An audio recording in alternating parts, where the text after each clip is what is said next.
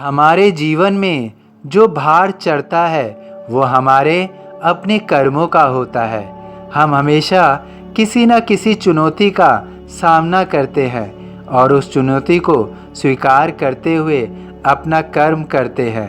हमें कई बार पूर्ण रूप से ज्ञात ही नहीं होता है कि हमारा कर्म उचित है या अनुचित।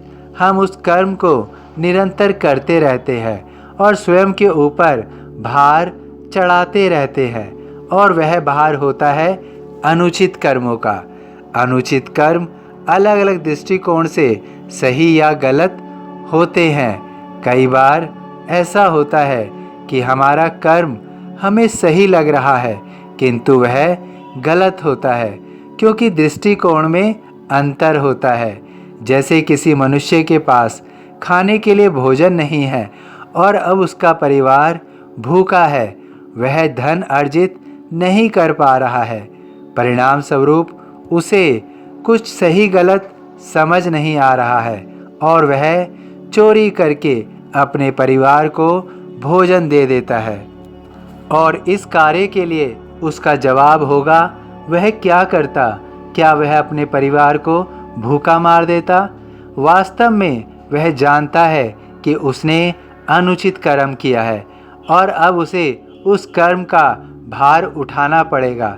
जब मनुष्य ऐसी परिस्थिति में होता है तो वह अक्सर सही या गलत देखना नहीं चाहता है।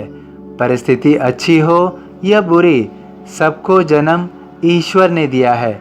जब यह परिस्थिति ईश्वर ने दी है तो इसका समाधान भी ईश्वर ही दिखाएगा। लेकिन तुम्हारे कर्मों का निर्णय तुम्हें स्वयं लेना है कि तुम उचित कर्म करोगे या अनुचित कर्म। यह परिस्थिति तो विषम थी किंतु आज के इस कलयुग में परिस्थितियां सम होने के बावजूद भी परिवार के प्रति मोह रखना और उसके लिए अनुचित कार्य करना यह उचित नहीं है। जिसका भार वह स्वयं पर चढ़ाता है और जीवन में दुखों का आगमन हो जाता है। इसलिए उचित कर्मों में अपना योगदान देना है और जीवन में केवल खुशियों को बुलाना है। तभी जीवन में खुशियाँ आएंगी जब तुम अपने जीवन में उचित कर्म और अनुचित कर्म को समझ पाओगे और अपने जीवन में केवल उचित कर्मों को ही स्थान दोगे। परिस्थितियों से घबराओ नहीं, ईश्वर तुम्हें निरंतर देख रहा है। तुम्हें हर बुरी परिस्थिति से वह बाहर निकालेगा। जो शिरडी में आएगा आपद दूर भगाएगा।